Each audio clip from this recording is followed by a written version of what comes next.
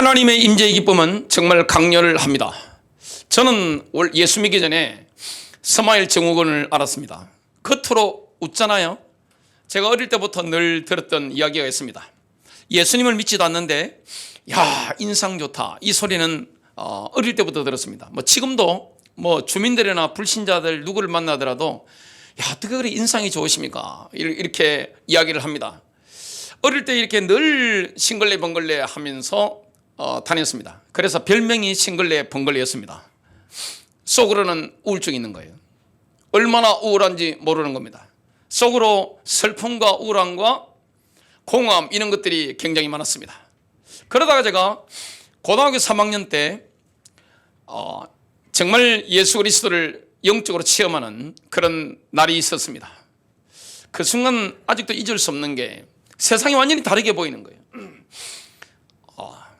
정말 그날 본 게 뭐 있는가 하면 경험한 것이 있습니다.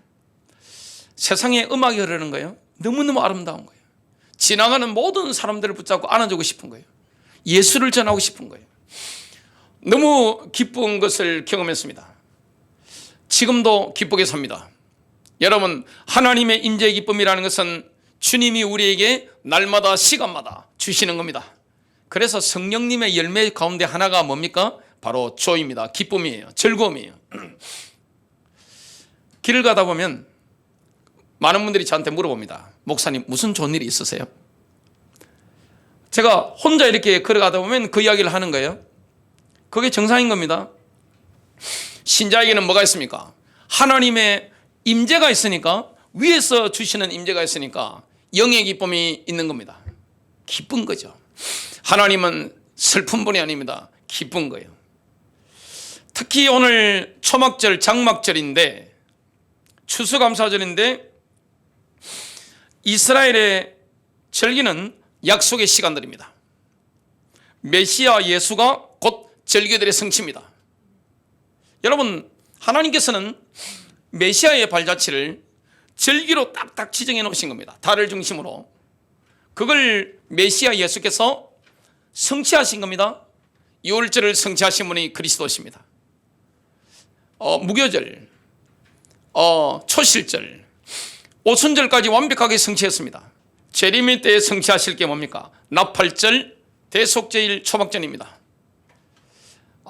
주님은 지금도 일하고 계십니다. 그래서 우리가 이런 명절을 통해서 뭐 하는 겁니까? 기뻐하는 겁니다. 첫 번째입니다. 이스라엘은 각 가정마다 초막을 짓고 7일 동안 즐거워하면서 하나님께로 돌아가는 리허설을 합니다. 여러분, 초막절이 되면 하나님께로 돌아가야 됩니다. 그래서 그 예행 연습을 하는 겁니다. 각 가정마다 초막을 짓습니다. 주님이 뭐라고 명령하셨는가 하면 7일 동안 기뻐하라. 7일 동안 즐거워하라. 여러분, 하나님의 백성이 기뻐할 때 원수들이 기겁을 합니다. 지금 모든 이스라엘의 절기가 출국과 관계 있습니다. 그리고 추수와 관계가 있는 겁니다. 하나님께서 애굽을, 이집트를 완전히 심판하신 거죠. 하나님의 백성을 종으로 사로잡고 있는 그 파라오와 세상을 상징하는 이집트를 심판하신 겁니다. 신들을 다 심판하신 겁니다. 예수 그리스도께서 앞장서시고 출애굽을 행하셨는데 죽을 거라고 생각했는데 안 죽는 거예요. 광야 가운데 뭘 지었습니까? 가건물을 짓는 거죠. 그걸 기념하는 것이 초막절입니다. 그래서 주님이 뭐라고 말씀합니까? 임시로 거처할 가건물을 세우라. 레위기 23장 42절부터 43절입니다. 너희는 이래 동안 초막에 거주하되 이스라엘에서 난 자는 다 초막에 거주할지니 이는 내가 이스라엘 자손을 애굽 땅에서 인도하여 내던 때에 초막에 거주하게 한 줄을 너희 대대로 알게 함이라. 지금이 광야입니다. 이걸 각인시키는 거예요. 여러분, 광야 같은 세상에 우리가 살아가고 있습니다. 지금 우리가 살아가는 우리의 몸, 이게 임시입니다. 우리의 인생이 임시입니다. 지금 이 땅에 살아가는 우리의 모든 것이 임시입니다. 우리의 집은 어디 있습니까? 돌아갈 집은 어디입니까? 바로 천국입니다. 주님과 함께 영원히 거하게 될 겁니다. 초막에 장막에 임시 가건물이 거하는데 지금 우리가 임시로 거하고 있는 거잖아요. 광야 같은 세상 가운데. 여기서 뭐가 있습니까? 기쁨이 있습니다. 출애굽한 이스라엘 백성들이 가나안을 가는데 가건물에 살면서 날마다 하나님께서 주시는 빵을 먹었죠. 만납니다. 또 메추라기를 먹었습니다. 주님께서 불기둥과 구름기둥을 인도하셨습니다. 거기서 경험한 게 뭡니까? 하나님의 임재입니다. 우리가 광야 같은 세상 가운데, 메마른 세상 가운데 살아갑니다마는 주님이 주시는 임재의 기쁨을 우리가 누리는 거죠. 그래서 이 초막절 시즌에 하나님의 백성들은 하나님께로 돌아가는 리허설을 하면서 뭘 하느냐? 토라를 읽죠. 하나님 말씀을 읽습니다. 하나님의 말씀을 읽다 보면 기쁨이 옵니다. 기도하면 기쁨이 옵니다. 하나님과 함께하는 것은 굉장히 기쁜 겁니다. 우리가 이 광야 같은 세상 가운데 살아가는데 하나님과 함께하면요, 영의 기쁨이 위에서부터 확 임하죠. 우리는 이 세상을 살아갈 때 좋은 일보다는 안 좋은 일도 많이 경험합니다. 어떨 때는 눈물을 삼게 됩니다. 기쁨의 눈물을 흘리는 것이 아니라 슬픔의 눈물을 삼게 됩니다. 우리에게는 희노애락이 있습니다. 고난이 있습니다. 어려움이 있습니다. 연약함이 있습니다. 집집마다 약봉지가 얼마나 많습니까?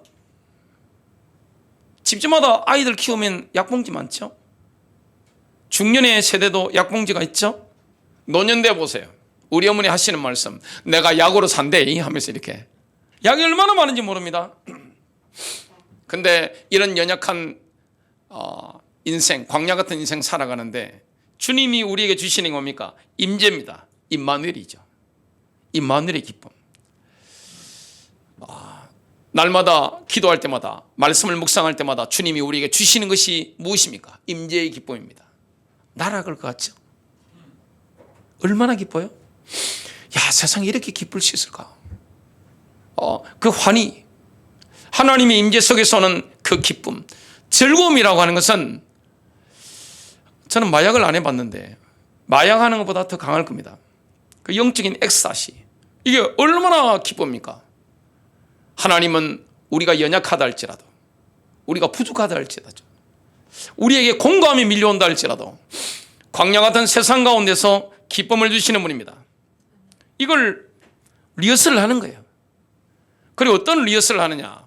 초막절이 되면 모든 민족이 장막절을 지킬 것에 대한 리허설을 합니다. 그래서 초막절에는 70마리의 황소를 잡아 속죄제를 드립니다. 그리스도의 재림 때 모든 민족이 초막절을 지키는 리허설을 하는 겁니다. 여러분, 하나님은 전 세계 만민에게 특별한 관심이 있습니다. 이스라엘만 살리는 게 하나님 계획이 아니에요. 모든 만민을 사랑하시는 하나님, 그 만민이 주님을 만나러 초막절을 지키러 예루살렘으로 올라오는 이 리허설을 하는 거예요. 그리고 어떤 리허설을 합니까? 초막절 되면 알곡을 모아 곡간에 드립니다. 가을이 되면 풍성하죠. 올리브라든지 석류라든지 이런 것을 모아서 곡간에 드립니다. 뭘 이걸 리허설을 하는 겁니까? 재림 때는 그리스도께서 성도들을 모아 천년왕국으로 거두어 들이시는 겁니다. 진정한 성도들을 거두어서 천년왕국으로 들이시는 겁니다. 이 리허설을 하는 거예요. 출애굽기 23장 16절 수장절을 지키라. 곡식을 거두어 드리는 수장절을 지키라. 진정한 성도들을 우리 주님께서 거두어서 천년왕국으로 거두어 드릴 것이니까 수장절을 지키라. 이는 내가 수고하여 이룬 것을 연말에 밭에서부터 거두어 저장함이니라. 초막절은 믿는 자들의 추수가 있은 후에 우리가 하나님의 장막 안에 모여 기뻐할 날에 대한 리허설입니다. 하나님의 참장막, 하늘에 있는 그 하나님의 참장막, 이 안에 우리가 들어가게 됩니다. 얼마나 기뻐하게 되겠습니까? 지금도 슬픔이 많은, 아픔이 많은, 낙심할 일이 많고 좌절할 일이 많고 절망할 일이 많고 힘 빠지는 일이 많은 이 세상을 살아가는 우리에게 주님이 이렇게 기쁨을 주시는데, 그 날이 되면 어떻게 됩니까? 그 기쁨은 너무너무 강렬한 거예요. 여러분, 진짜 하나님의 백성들이 함원을 이루어서 교회에서 기쁨을 누리고, 여러분 가정에서 가족들이 함원을 이루어 기쁨을 누릴 때, 이게 임재죠, 임마누엘이죠. 마귀가 떠나가는 겁니다. 어둠의 권세가요 그냥 벌벌 드는 거예요. 성도들이 교회 안에서 함원을 이루어 기뻐할 때 기쁘잖아요. 모자라는 거 서로 봐도 어떻게 됩니까? 허물 잡지 않죠. 기쁘죠. 이 부분에 대한 설교는 앞으로 2부 예배 때 산상설교에 대한 걸 쭉 풀게 될 겁니다. 우리가 이 땅에 있을 때 하나님 나라 누리는 비밀, 이거는 앞으로 2부 예배 때, 오늘 2부 예배부터 시리즈로 쭉 해나가게 될 겁니다. 얼마나 기쁩니까? 이 땅에 있을 때 기쁨을 누리고, 우리는 주님이 다시 오실 때 하늘나라에서, 그리고 천년왕국에서 엄청난 기쁨을 누리게 될 겁니다. 이를 이어서를 하게 되는 겁니다. 두 번째입니다. 모든 민족이 하나님께 돌아오는 초막절에는 회당에서 전도서를 낭독합니다. 지금도 하고 있죠. 솔로몬이 전도서의 육신적인 저자죠. 솔로몬은 사람들이 추구하는 걸 다 경험해 봤습니다. 여러분, 사람들 뭘 원합니까?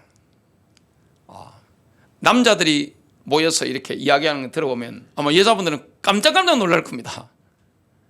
사람들이, 제가 목사인 걸 알잖아요. 얼굴만 봐도 지금 목사님 오신다 그러더라고요. 얼굴 봐도 이게 뭐가, 목사라고 제가 명패를 뭐 신성길 목사 뭐 이렇게 달고 다니는 것도 아닌데, 이거 목사님 오셨습니까? 이렇게 인사를 하더라고요. 근데 그분들이 자기들끼리 이야기하다가 제가 나타나면 목사님 오신다, 그만해라 하면서 이렇게 뭐 하고 계셨느냐, 음담패설, 뭐 정치 이야기 이런 거 있죠. 욕설 이런 거.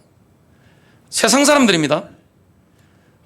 여자분들은 주로 뭘 많이 합니까? 남의 이야기 엄청나게 많이 하죠. 막 이렇게 누가 어떻고 누가 어떻고 누가 어떻고 끝이 없이 이렇게 이야기하는 걸 보게 되는데, 세상 사람들이 추구하는 것을 솔로몬은 최고급을 다 접해봤습니다. 뭐 세상이 원하는 거 있죠. 우리나라 재벌들이 솔로몬에 비하면 서민이죠. 서민들입니다. 솔로몬이 가졌던 권력이 어느 정도입니까? 대한민국 대통령은 아주 엄청나게 권력이 낮은 겁니다. 대한민국 대통령이 뭐 자기 마음대로 할 수 있는 게 뭐가 있습니까? 다 강대국이 있는데 솔로몬은 그렇지 않았습니다. 그 중동의 핵심 강대국으로 딱 올라선 겁니다. 이집트 강대국에 파라오가 자기 딸을 줄 수밖에 없는 거예요. 이거 힘의 균형이 바뀐 거예요. 그리고 다윗과 솔로몬 시대는 중동의 이 패권 국가들이 약화된 겁니다. 대적할 나라가 없는 거예요. 그러니까 그가 가졌던 권력, 재력, 권력과 재력이 있으면 뭐가 따라옵니까? 여자가 따라오잖아요. 다 따라오는 거예요. 그냥 지식도 엄청난 겁니다. 사람들이 솔로몬 하면 보기 위해서 어마어마한 보물을 싣고 오는 겁니다. 지금 그런 대통령이 어디 있습니까? 전 세계에 누가 있습니까? 아무도 없어요. 서바 여왕이 솔로몬의 지혜가 진짠가, 솔로몬의 영광이 진짠가 싶어서 소문을 확인하기 위해서 어떻게 됩니까? 어마어마한 금은보화를 가지고 왔는데 뭐라고 했습니까? 말로 듣는 것보다 직접 보니까 훨씬 더한 거예요. 영광의 극에 달한 겁니다. 근데 모든 걸 다 경험해봤죠? 그 경험이 영의 고통이었습니다. 영의 고통, 마음의 고통인 거예요. 여러분, 쾌락을 즐기는데 영적으로 고통스러운 거예요. 전도서 2장 11절입니다. 그 후에 내가 생각해 본즉 내 손으로 한 모든 일과 내가 수고한 모든 것이 다 헛되어 바람을 잡는 것이며 해 아래서 무익한 것이로다. 군사력이 최고였습니다. 경제력 엄청나게 넓혔습니다. 따라올 사람이 없습니다. 근데 무익한 거예요. 여러분, 전도자의 포인트가 뭡니까? 인생의 헛됨이 아닙니다. 우리는 잠시 이 세상에 열심히 살잖아요. 열심히 살지 않으면 살 수가 없잖아요. 인생이 헛되다 이게 아닙니다. 이 땅에 수고하며 사는 우리 인생에 하나님의 임재가 있다는 거예요. 눈물을 삼켜야 되고 때때로는 실망하고 좌절하고 절망하고 안타까워하고 슬픔을 느끼는 우리 인생에 이마에 땀을 흘리며 애쓰며 살아가는 우리 인생에 하나님은 임재의 기쁨으로 역사하신다는 거예요. 일하는 게 기쁨입니다. 가족들과 함께하는 게 기쁨이에요. 공부하는 게 기쁨입니다. 이걸 지금 솔로몬이 영감을 받아서 메시지를 던지고 있는 겁니다. 전도자는 7번이나 반복해서 먹고 마시며 노동 안에서 즐거워하라 말씀하고 있습니다. 먹고 마시는 게 얼마나 큰 기쁨입니까? 노동하는 게 얼마나 큰 기쁨입니까? 공부하는 게 얼마나 큰 기쁨입니까? 이걸 즐기라고 하는 거예요. 이걸 기뻐하라고 하는 거예요. 전도서 5장 18절입니다. 사람이 하나님께서 그에게 주신 바 그 일평생에 먹고 마시며 해 아래 사는 모든 수고 중에서 낙을 보는 것이 선하고 아름다움을 내가 보았나니 그것이 그의 몫이로다. 하나님의 임재 안에 거하는 사람은 최선을 다해 일합니다. 하나님의 임재 안에 거하는 사람은 최선을 다해 공부할 수밖에 없는 거예요. 즐겁게 일하는 겁니다. 여러분, 저희 아버지께서 돌아가시기 전에 제가 6개월을 모셨습니다. 안양에 있을 때. 저는 저희 아버지께서 제 나이 때, 제가 어릴 때 저하고 아버지하고 나이 차이가 34년 차이가 납니다. 어머니하고는 24년 차이가 나는데, 저는 제가 어릴 때 아버지는 전능하신 아버지인 줄 알았어요. 늘 이렇게 고기 잡수고 부리샵 하시고 온몸에 알통이에요 그냥. 늘 이렇게 힘 자랑하시고 낙동강에 홍수가 났는데도 이렇게 팬티만 입고 건너가시고 이런 거 있죠. 돌아가실 때가 다 돼가지고 모시고 있는데 제가 암이 걸린 아버지, 수술하신 아버지를 업고 안양의 관악산을 이렇게 올랐습니다. 너무 가벼우신 거예요. 얼마나 제가 마음에 눈물이 나든지 진실한 대화를 6개월 동안 굉장히 많이 했는데 그중에 마음에 딱 와닿은 그 단어가 몇 단어가 있는데 그중에 한 가지가 뭐냐면 일할 수 있는 게 복이야. 일할 수 있을 때 일할 수 있는 게 복이야. 여러분, 우리가 일할 수 있는 게 얼마나 복입니까? 땀 흘리며 공부할 수 있는 게 얼마나 복입니까?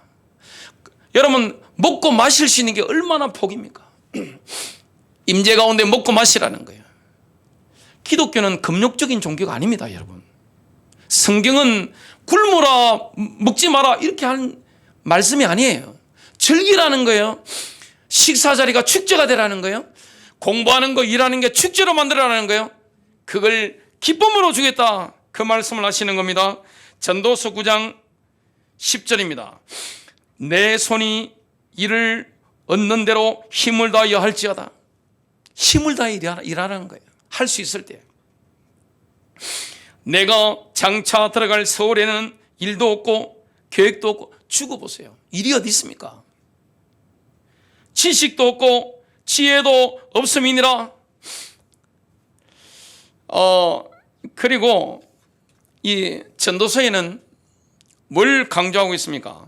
특히 모든 민족이 행복을 얻는 길을 제시하고 있습니다. 여러분, 이 하나님의 말씀은 굉장히 염세적인 이런 게 아닙니다. 현실 가운데서 희망을 주는 거예요. 현실 가운데 정말 우리에게 에너지를 주는 겁니다. 날마다 열정적으로 살아라는 거예요. 가정생활, 교회생활, 직장생활, 사업하는 거, 공부하는 걸 기쁨으로 즐기라고 하는 거예요.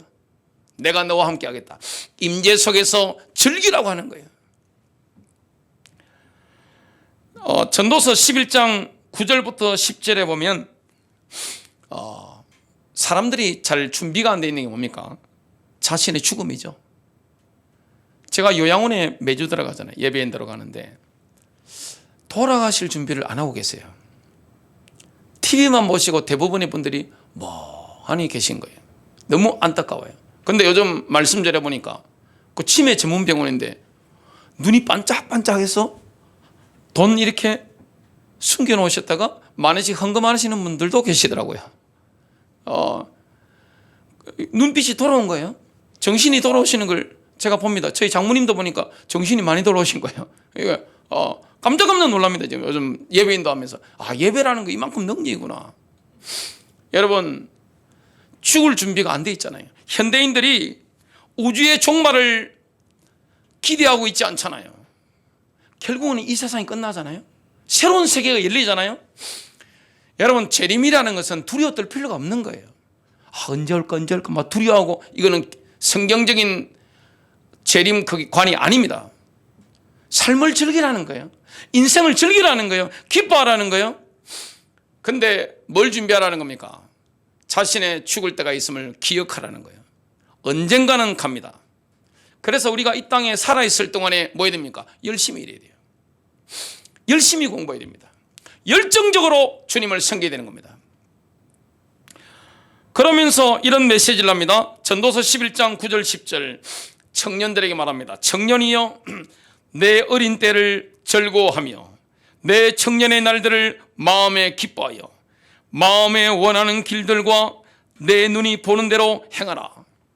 청년들을 보고 뭐랍니까? 마음껏 즐기라는 거예요. 성지순례 가보고 제가 느낀 게 있습니다. 제가 이 성지순례를 좀 일찍 간 편에 속합니다. 28살에 결혼을 했으니까 그때 가서 만난 게 제 아내니까 제가 28살에 한국 나이로 28살에 성지순례를 갔습니다. 주로 누가 성지순례 오시느냐? 은퇴하신 분들, 이제 며칠 후 건너가실 분들이 이제 겨우 이렇게 걸어서 다니시는데, 사실 성지순례도 여행도 언제 많이 해야 됩니까? 젊을 때 해야 됩니다. 배낭여행도 언제 해야 됩니까? 젊을 때 해야죠. 힘 있을 때. 돈 없어도 티셔츠 하나 입고도 그냥 뭐합니까? 경험하고 얼마나 그게 인생의 자양분이 됩니까? 제가 20대 때 성지순례 갔다 오고 나니까 성경을 보고 제가 예수님이 걸으셨던 그 현장들을 쭉 봤잖아요. 바울의 행적들을 보는데 그 느낌이 다른 거예요. 왜냐? 봤으니까. 우리가 젊을 때는 뭐 해야 됩니까? 마음껏 즐기는 겁니다. 먹고 싶으면 먹고, 즐기고 싶으면 즐기라는 거예요. 다니고 싶은데 막 다니라는 거예요. 나이 들어보세요. 저는 아직 젊습니다만은 나이 들면요, 다리 힘이 없어요. 어떻게 걸어 다닙니까? 그죠? 돈이 뭐 필요합니까? 입에 맛이 안 느껴지는데 화려한 음식이 뭐가 필요합니까? 젊을 때 맛있는 거 많이 먹어야 됩니다. 그리고 여러 가지 입어보고 여행도 해보고 즐겨야 되는 겁니다. 여기에 대해서 성경은 굉장히 긍정적으로 말씀하고 있는 거예요. 그러면서 뭐라고 말씀하느냐? 그러나 하나님이 이 모든 일로 말미암아 너를 심판하실 줄 알라. 그런즉 근심이 내 마음에서 떠나게 하며 악이 내 몸에서 물러가게 하라. 어릴 때와 검은 머리의 시절이 다 헛되니라. 어린 시절 금세 지나갑니다. 검은 머리의 시절 금세 지나갑니다. 저는 20대 때부터 머리 세기 시작했으니까 나이에 비해서 금세 빨리 지나간 겁니다. 금세 막 지나가는 겁니다. 보고 싶으면 보고, 먹고 싶으면 먹고, 다니고 싶은데 마음껏 다니라는 거예요. 즐기라고 하는 겁니다. 근데 심판날이 있다는 걸 기억하라는 겁니다. 세 번째입니다. 우리는 메시아의 왕국이 눈앞에서 펼쳐지는 초막절부터 하나님과 영혼을 함께 거하게 됩니다. 여러분, 우주적인 종말이 있는 겁니다. 그러면 끝나는 게 아닙니다. 새로운 세계로 넘어가는데 더 좋은 세계로 넘어가는 거죠. 초막절에 신부를 찾는 신랑처럼 영광 가운데 그리스도께서 다시 오실 것을 성경은 예언하고 있습니다. 예수님이 신부를 찾는 신랑처럼 마지막 때 다시 오는 겁니다. 굉장히 기쁜 거죠. 스가랴 선지자가 뭘 예언합니까? 마지막 때가 되면 열방이 예루살렘을 치러 모일 것이라, 이걸 예언하고 있습니다. 그때 예루살렘은 열방에 의해서, 열국에 의해서 함락됩니다. 강탈당하게 됩니다. 지금 아직 그런 날이 아직 오지 않았죠. 이스라엘 백성 가운데 절반은 포로로 끌려갑니다. 나머지 절반은 성에 남아있을 겁니다. 그때 만왕의 왕께서는 영광 가운데 감람산에 재림하실 겁니다. 감람산이 지금 해발 813m입니다. 스가랴 14장 3절 4절입니다. 그때 주께서 나가 그 민족들을 대적하여 싸우시리니 전쟁의 날에 싸우셨을 때처럼 하시리라. 이게 진정한 아마겟돈 전쟁입니다. 아마겟돈 전쟁은 동아시아에서 일어나는 게 아니에요. 유럽에서 일어나는 게 아닙니다. 어디입니까? 예루살렘입니다. 이스라엘입니다. 그의 발이 그날에 예루살렘 앞 동편에 있는 올리브산 위에 서시리니, 올리브산은 그 중간이 동쪽과 서쪽으로 갈라져 매우 큰 골짜기가 생길 것이며, 산의 절반은 북쪽으로, 산의 절반은 남쪽으로 옮겨지리라. 살아남은 열방 백성은 만왕의 왕께 경배하고 초막절을 지키기 위해 해마다 예루살렘으로 올라올 겁니다. 이게 예언입니다. 아직 오지 않았습니다. 성경은 예언의 책입니다. 스가랴 14장 16절, 예루살렘을 치러 왔던 이방 나라들 중에 남은 자가 해마다 올라와서, 예루살렘은 산입니다. 그 왕 만군의 여호와께 경배하며 초막절을 지킬 것이라. 천년왕국이 시작되는 초막절부터 모든 민족이 거룩한 가르침을 받기 위해 시온을 순리하게 됩니다. 그날의 예루살렘은 메시아 왕국의 수도로 우뚝 서는 겁니다.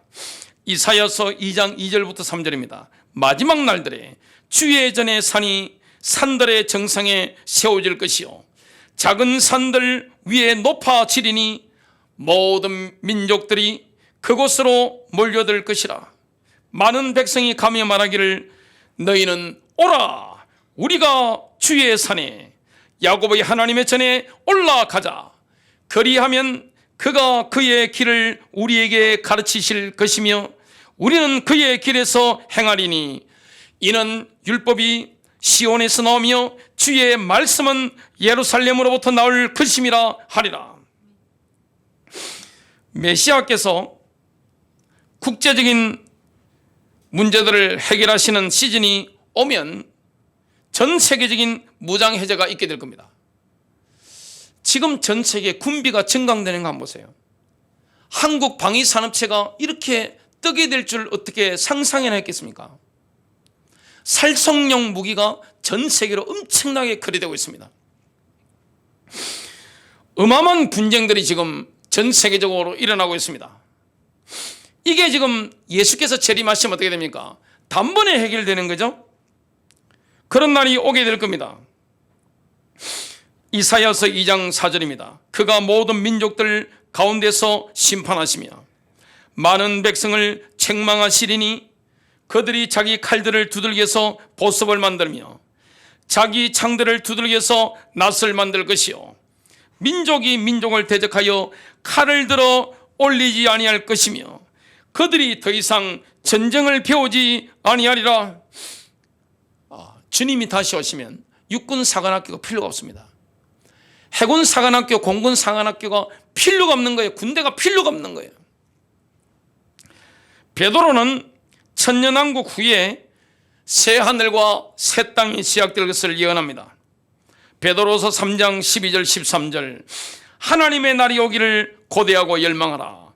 그때는 하늘들이 불에 타서 녹아버리고 우주의 구성 요소들도 맹렬한 불에 녹아내릴 것이니 우리는 그의 약속대로 의가 거하는 새 하늘들과 새 땅을 기다리는 도다.